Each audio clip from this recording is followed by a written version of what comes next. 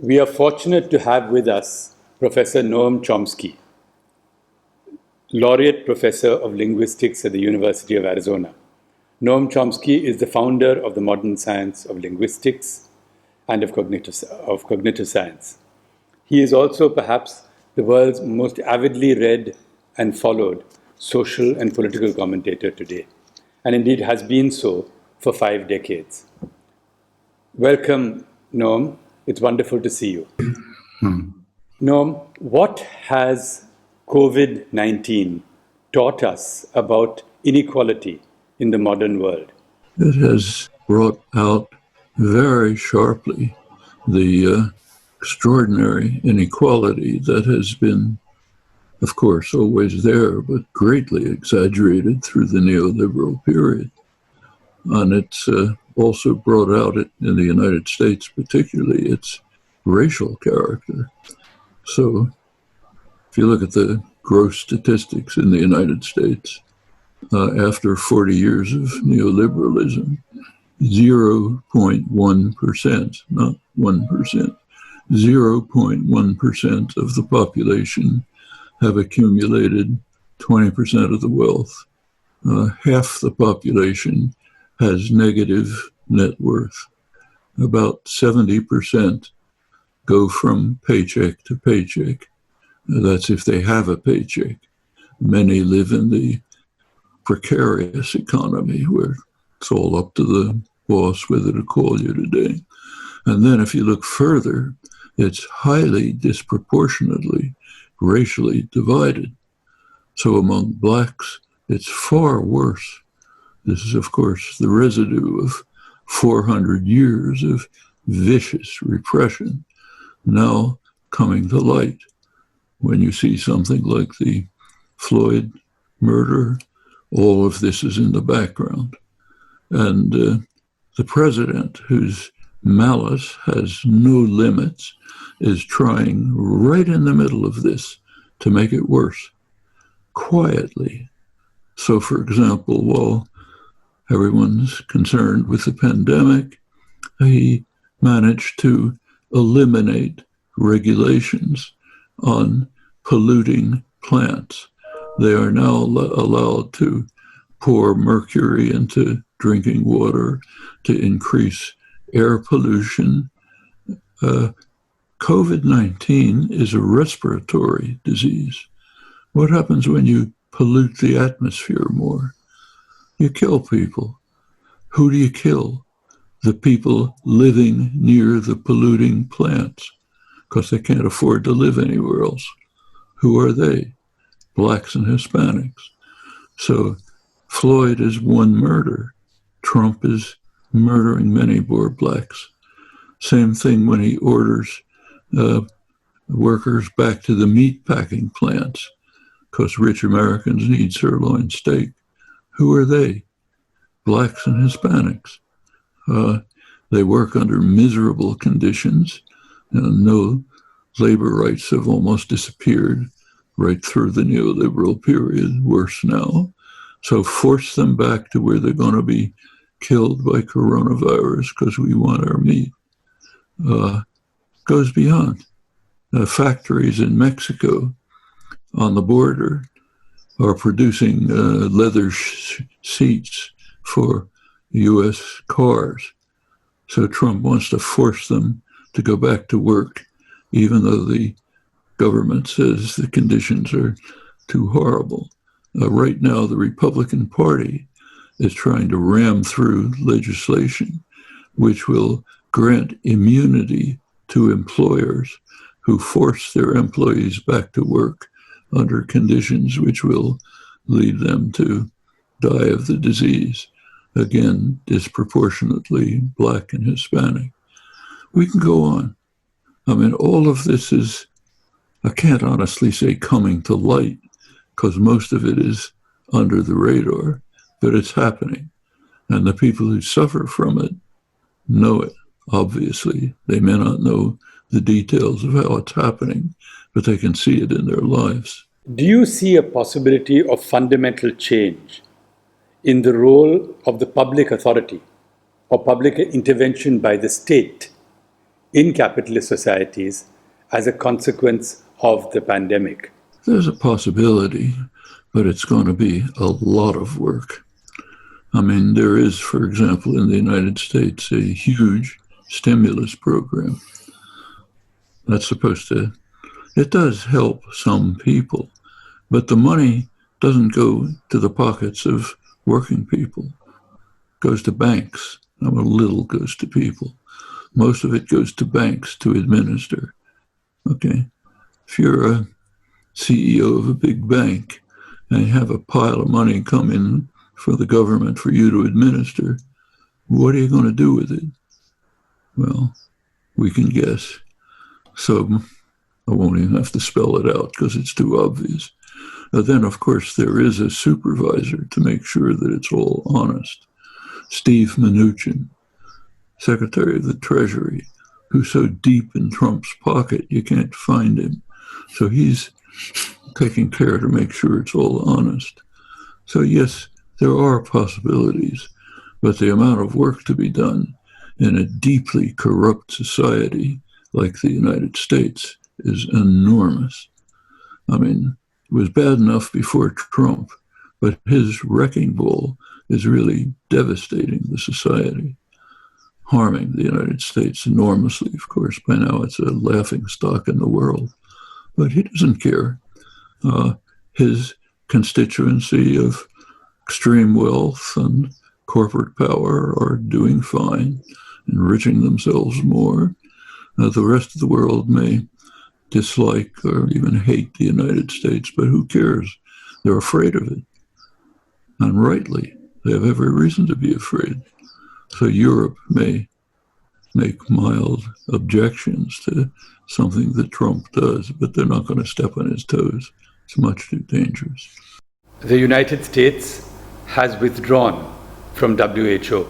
Take the WHO. I mean, it has its flaws. It's a big bureaucratic institution. It's held back by the participating states. It's going to be slow. It's going to make mistakes. I mean, that's inevitable. Overall, its performance is very good. Yeah. It's keeping people alive, unknown numbers of people in Africa, Yemen, other places who just rely on WHO medical services for survival from all kinds of diseases.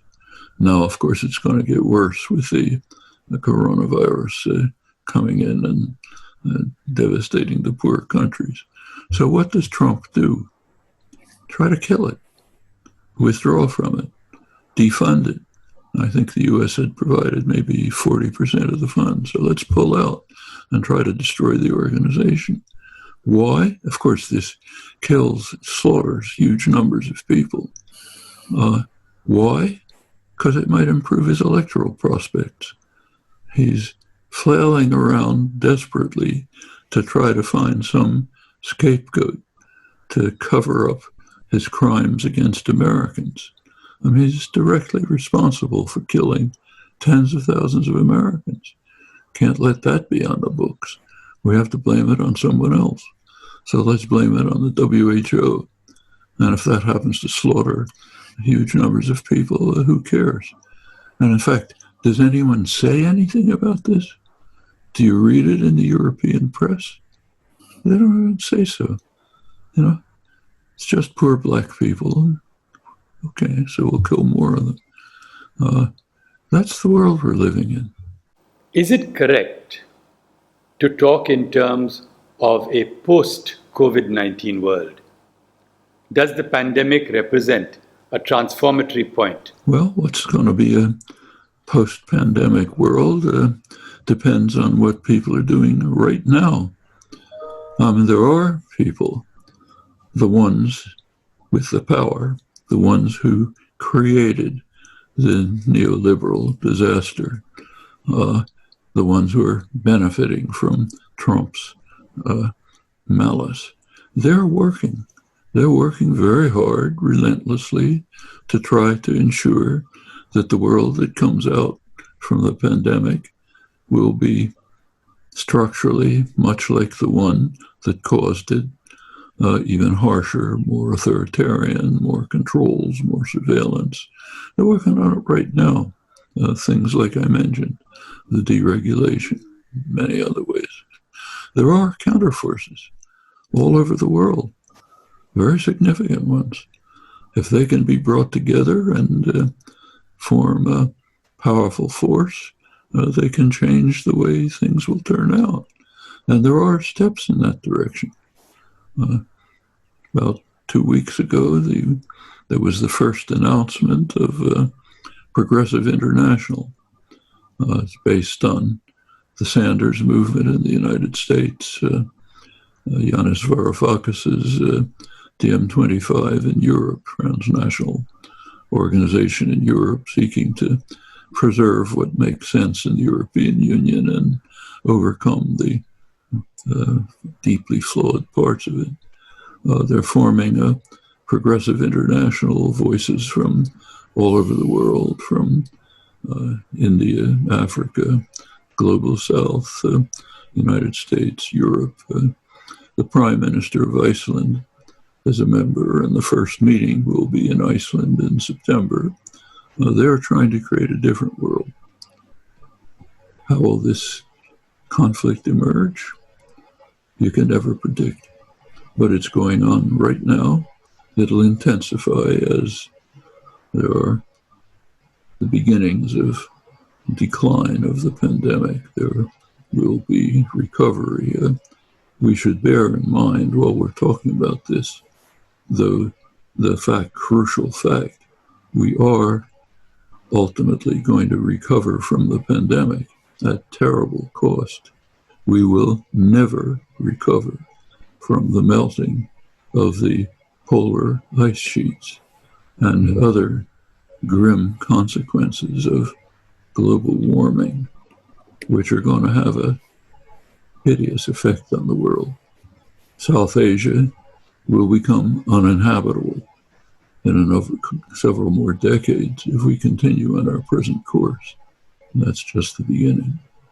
We're not going to recover from that. And what are the governments of the world doing? Let's take a look. Some of them are doing something, including India. Not enough, but something. The country that's doing most is the most powerful country in the world. It's racing towards the abyss. Trump is pulling out all the stops to try to maximize the use of fossil fuels and to eliminate any regulatory apparatus that might mitigate them. And for a good reason. That enriches his rich friends and increases corporate power. And if it leads to the destruction of organized human life, it's not an issue. Even small, take, say, Trump's tearing up the agreement with Iran. Why? Because Obama made the agreement, so he has to tear it up for his own ego. The effects are pretty serious. Quite apart from the horrible effects on Iran, it's sharply increasing the threat of major war in the region. Europe doesn't like it. Are they doing anything? No. They don't want it. When the U.S. imposes sanctions, it's the only country in the world that can do this, everyone in the world has to obey the sanctions. They're third-party sanctions. So Europe doesn't want to be thrown out of the international financial system, and it doesn't want to anger the mafia don in Washington. So they make timid protests, and then they observe the sanctions and go along. Trump came out with what's called the greatest deal in history for the Middle East. If any other country had put that out, people wouldn't, if they'd even noticed, they'd be collapsing in ridicule. When Trump comes out with it, it's the law. Now we ask how we can implement it. Does it go too far, and so on. This is awesome power. No one else comes close, and no one else is going to come close. All the talk about China becoming a competing superpower, I think, is built on sand. In this situation, what are the rays of light? From what do we gain hope in the present time? Take, for example, the reaction to the Floyd killing all over the country. Protests, masses of people protesting. Compare it with the closest analog, 1992. Rodney King, a black man in Los Angeles, was practically beaten to death by police. They came to trial. They were acquitted. There were enormous protests and riots afterwards in Los Angeles. 60 people were killed. They had to call in federal troops to control it.